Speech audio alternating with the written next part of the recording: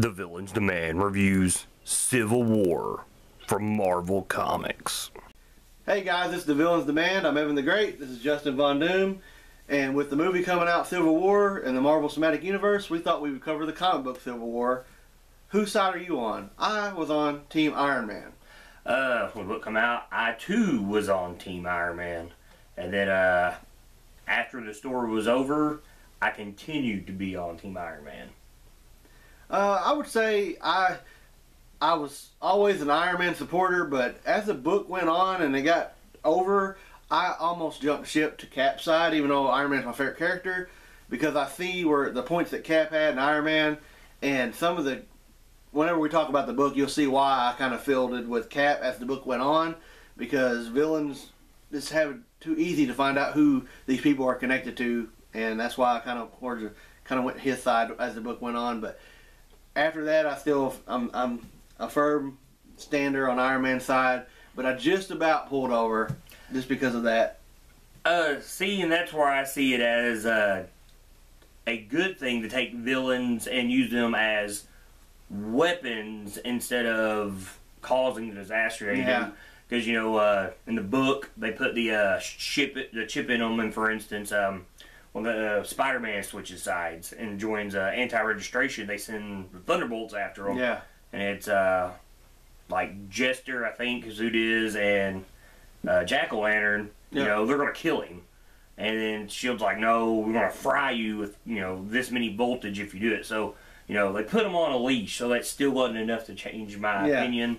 And after it was all over, you could see that, you know, if you were on the side of, you know, pro-registration, you were on the right side, as the public themselves took down Captain America. And even Captain America seen he was wrong. That was a really good way to end that book, because the whole time Cap was fighting for them to be more freedom, more volunteers to do what they do, instead of be made and trained by the government to do it. Well, and then he seen that he was wrong at the end, because he looked around and the city was a disaster, because it just saw the uproar and they fought each other. And he noticed how angry the public was after them, you know, and how much devastation they were wreaking on people's lives, and he never took it into accountability.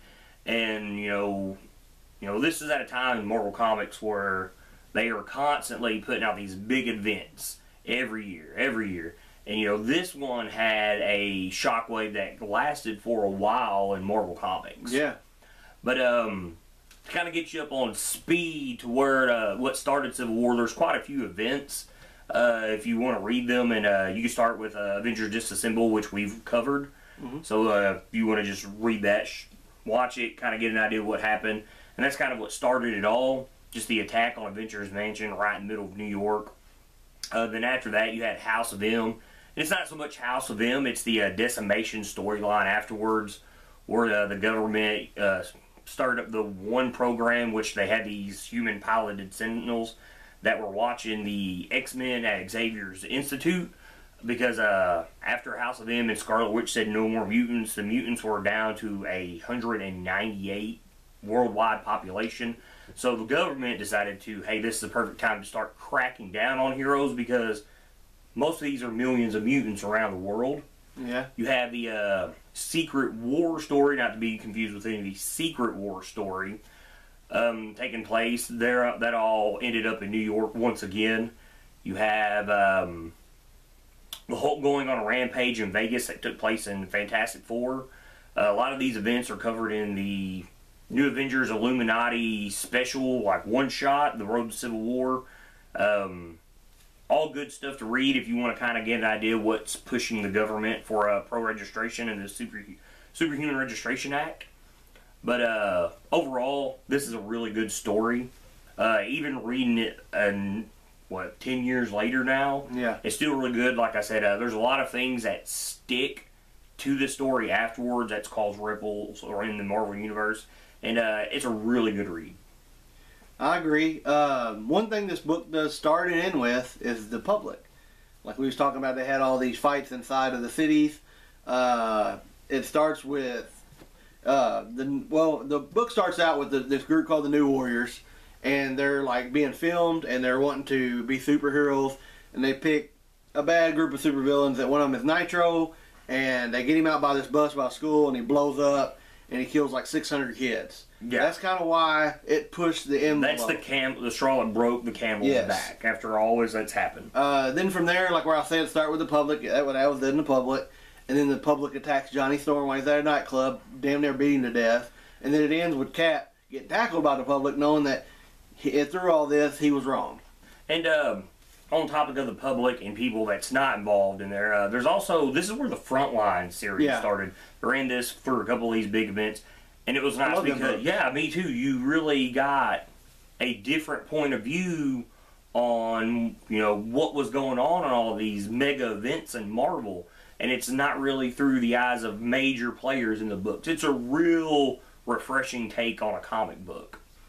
But as this book goes, it's really good. As pro registration starts, obviously Cap thinks, you know, that it's a choice, that you shouldn't be forced into it. Yeah. And that's what leads to the divide amongst heroes. And with Cap on your anti-registration, Iron Man pushing pro-registration, and you've got a lot of good stuff here, a lot of high points for the Marvel Universe. I think the biggest thing is through it all, even though Cap's on the run with a shield, you still get Captain America being Captain America, even though he's on the run. As he breaks free of shield, you know, he tackles the airplane, drops a guy, took him even out for like lunch. And as they're still tracking Captain America down, Captain America's still arresting bad guys because they found the Vulture in the sewers while they're tracking him. And it's really nice to see that. And even though Cap's on the run, Cap's still being Captain America. Yeah. He never quit doing what he vowed to do, which is protect the people. He constantly does that, and he's constantly breaking the law at the time because they can't do that without registering. And his side, he really felt strong for his side. Yes. Some of the things in the book that are really cool and crafty is Captain America, he uses a lot of people in the right ways. Like, he knows how to pick somebody, and this is your specific job, this is what you do. Yeah, they're tactical about it. Cloak, you teleport everybody. Or, example, you know, Power Man, you're going to take the hits. Or Luke Cage. Yeah. And he's really good and tactical about it. And he uses his technicians to get the upper hand on Tony when it comes to that. But then Tony is with Yellow Jacket, and they're all about using their brain power. Yeah, and Reed Richards, Or Reed Richards. You're using military smarts against scientific smarts. And you could see once they got into the battlefield, the military definitely took over, and the tricks that they had from their scientific background is what made the even playing field for a while. Another thing I want to talk about that's big is I love the Fantastic Four. They were very big in this book, and you can just tell the last 10 years they have basically just wadded up them and threw them in the corner until this last big event where Reed did his thing. Yeah. And I'm like, I don't know what they're doing, but in this book you see the intelligence of Reed, and you see the powerful Sue Storm. Who does she crush with that beam in the book? Oh, what, she decides to switch? Yeah. Oh, she smashes Taskmaster. Yeah, she smashes Taskmaster. Like with an invisible cylinder, because it's in a cylinder shape. You get to see her power level, you get to see Reed's intelligence, and you get to see their relationship with one another. And then you got Human Torch. Johnny's always kind of cocky, and he gets beat up by the public. And you got the thing in it, and he's kind of. Well, you see the team split. It's so crazy to watch. I bet 60 minutes of the book was about the Fantastic Four, man. And by reading it again, it really felt that they really concentrated on them a lot, even though it's supposed to be Tony and Cap. And it was good to see that again, reading it through. Well, what's nice about it is the effect it takes on people, teams, people that are close. Yeah. And it divided. Where Sue at first was pro registration, and then eventually what had happened during that battle, and then anything that happened with Johnny, which kind of escalated things, him getting beat down in the public. It's good because it shows. It's a strain on the relationships of comic book people, and where you're big on the Fantastic Four side, I am big on the what it done to Spider-Man. Oh yeah, that was Spider-Man was, if you ask me, was the main focus of the book, because for years he's really done his best to hide his identity, and Tony uses that as a swinging point that, hey, if we can get this one guy who's no one's figured out, no one's ever known about, to join our side and unmask himself in public, it'll really show people, to support us. And it's a big thing because, Peter Parker at the time is married to Mary Jane, and Aunt May's still around, so they both know who he is, and he takes that risk, and they both support him, which eventually, you talk about the smarts of Reed and Hank Pym, they build the 42 prison, and that's kind of his breaking point. Yeah. Is, he's all about, this, but imprisoning people in 42, in a different part of the universe, he just thinks that's wrong, and that's what broke him. Also, what's big with Spider-Man in this book is you get probably the coolest Spider-Man suit ever, the Iron Spider. It's built by Tony Stark. In a sense, to me, it's almost like a prelude to the 2099 Spider-Man in a way, just what it can do. That was an amazing suit. I always think of it as if he got Dr. Octopus's kind of arms and put him on his back. Made him in a sense, made him more spider-like. Very much like Superior Spider-Man. Yeah, there you go. He's got the arms. That was a really cool suit, like he's saying. It was neat seeing how Spider-Man transitioned. They did the transition very well, because at first, like he said, he was all about one side. And then he's like, no, after the death of Goliath, he's like, no, I'm all about this side now. And then he makes his switch. And insert the Punisher in that scene, because that's whenever Tony got villains out there to work for him, and like, we're going to do something if you try to kill these people, we're going to shock you with all these, electric bolts and everything. And they're going to kill Spider-Man down there. Yeah. And then you see 2 headshots, Punisher walk up, pick him up, and bring him back to Steve Rogers. Which was someone that, Cap didn't even want on his side, because he's no different from the villains. He's a murderer. Yeah. And he'd been there the whole time almost. But he had the plans for the Baxter building, and knew how to get in with this special ops training, which went back to where Captain America is fighting the war tactically based on who he has. And the Punisher just added a really cool mix of the story, because now they've got somebody that's willing to play hardball. And, this entire time, Cap's playing dirty. Anyways, like when they first meet up with Iron Man and them, he short-circuits the armor. At the end, he has Vision shove his arm through him. Yeah. So these are always Cap, war tactics, A lot of other people that this really is involved, but not so much in the Civil War itself. The X-Men stay neutral through all this, because they're already protected by law, so it's not so much a big deal to them. And like I'd said, they had been reduced to 198 mutants after the House of M incident, so they remain neutral. Another person that remains neutral, and he's probably, in my opinion, and I'm sure yours, the most powerful person on Earth, is Doctor Strange.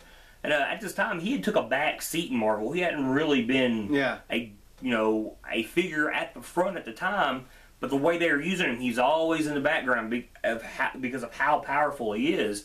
And if you read the Illuminati book that takes place before this, when Iron Man, shows them the bill for pro-registration, and they're all talking about it, he is very against it. But he knows once they see the Watcher, when they're all together, he knows it's not his business to involve himself in, well, I guess he as he says it, human affairs, because he's almost above them in a way. Yeah. And there's a really nice scene where he's talking to the Watcher during all this, and the Watcher's like, with a whisper, you could change this. And he understands that, but like he says, there's no wrong side in this. Yeah. It's just a matter of opinion. Yeah, I mean, he understands that, this is a choice everybody has made throughout their lives to, fight villainy, do the right thing. It's a choice, but he also understands the part where people should be held accountable for stuff. Not anybody is above the law, so he remains neutral during the whole thing. Yes, he does. Him being neutral also, there's, I know that Iron Man's side comes and talks to him. I can't remember if Cap's side comes and talks to him, and they try to get him to join. I know Iron Man's does. He said S.H.I.E.L.D. agents.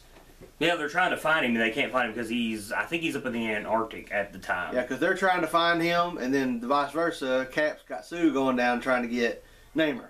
So they're each trying to get another big gun, and then there's a scene where Thor shows up. Everybody thinks it's Thor. And it's Thor, what everybody was calling it at the time. So that was a big scene, too. Yes.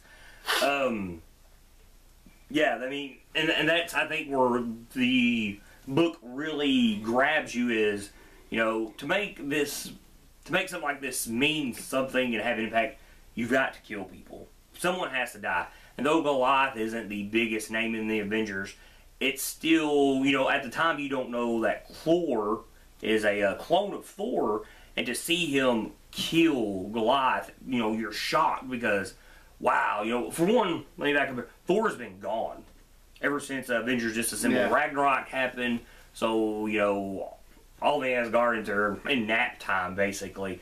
And so for him to show up, you know, for one, the heroes are shocked because then they know they're screwed because Thor's here. And Cap and them don't have anybody that's really on his level. And they're like, oh my God, Thor, where have you been? You know, and the Falcon, they show the Falcon, he's really shocked that he's back. And then all of a sudden, you know, he just starts waylaying on everybody. And that's when Cap and them decide to go and retreat after the death of Goliath because they know they're really outmatched by his return. I think is it after that is when Captain America puts the chip on Tony? No, that's that fight. That's before that. Oh, yeah. That's that fight. So each of them had their own little tricks there. After that scene, you find out that Thor, I can't remember, the next issue or one after, you find out that that's not actually Thor. Yeah, because they're saying that he kind of malfunctioned, yeah. And that's another thing that pushes Pete, too. Yeah. Is the clone of Thor killing Goliath. You know, that was too much for him. Yeah, it pushed him over the edge. For that to happen, and he's like, no, he died, this is all going to crap, I'm switching sides. I think at the same time he switches sides, Captain America has Cable and I can't remember the girl's name. They switch over to Iron Man's side because they see they had Thor. Yeah, and there's a lot of switching sides through the whole book, and even and it's really cool because you get spies at the same time too. Yeah, and you know, there's a lot of things that take place in the book itself. One of the big things is what we were talking about. Punisher. This really gives the Punisher a side of him that you don't ever see, because once some of the villains starting to side up with Cap, and boom, boom, he shoots both of them, kills them. It's not boom, boom. He's got like Uzis and he wastes them, and it's nice to see that he is still being the Punisher during the whole thing, and Cap beats the snot out of him. Yep. And when that happens, the Punisher don't even fight back. He just lets Cap beat the hell out of him. Yeah, Cap's like, fight me, and he's like, he no. will not. And that's really cool to see that he respects Cap so much. He knows. He knew going in. He's like, I'm going to kill him. He's going to beat my ass. He did it anyway. Yeah, well, it's to prove the point that even though, you know, you might think anti-registration is wrong, some of this is wrong. You know, just villains themselves trying to, you know, after all this time, they're almost using it as a crutch for themselves, like a way to get by. Yeah. And even though, you know, I think it's Monica Rambeau there, Blue, whatever her name is. But she's Photon. She's Photon. Spectrum, whatever you want to call them. She's even like, hey, you know, we've got some allies, because they know that Tony's registering villains as well at this time. And it's some no-name guy that show up. And Frank has to still be a Frank Castle. He's like, nope, blah, blah, blah, kills him right there. He's still the Punisher through the whole thing. And it's nice because where Cap was starting to lower himself into doing that, you know, it's almost a sense that Castle would not let him do that. Yeah. Another thing, kind of going from this villains joining heroes, Speedball is a main focus in this. He was there during the explosion of Stanford. They killed all the students with the New Warriors and Nitro. And he takes on a really good change from almost a good character to a bad character when he becomes Penance. Yes. Really cool concept for a character. Speedball builds up energy based off builds up kinetic energy by bouncing off things. And then after the explosion with Nitro, it changes him where his powers are based off pain. And for all the guilt that he feels for everything in Stanford, he has spikes placed for everybody killed inside of his suit, and it registers pain, and that's what sets him off. Yes, that's a really cool character that developed into a more of a villain role, because something like this took toll on him big time. Yeah, and it was all his fault. Yeah. It was his. He wanted to go in there. He wanted to do it. They was outmatched, and well, and it's strange to see.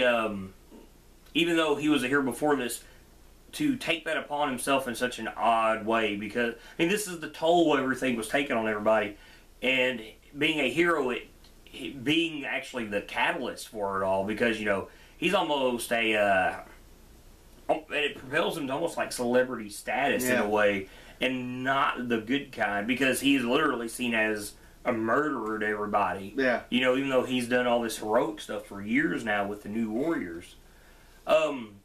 There's a lot of cool things, even outside this book, that are taking place with characters you don't see. And even characters that it's building up during this book.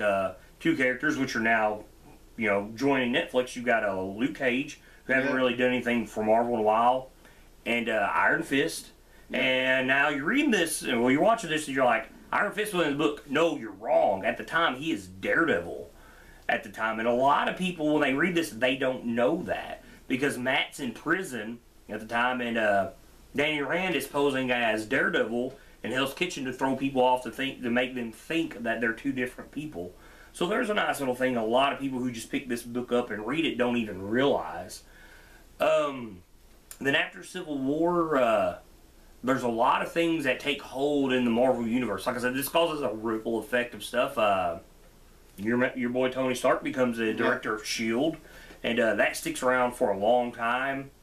Some of the more sadder things, the Kingpin sends out Crossbones to kill Aunt May, because Spider-Man and her and Mary Jane are on the run. She gets shot.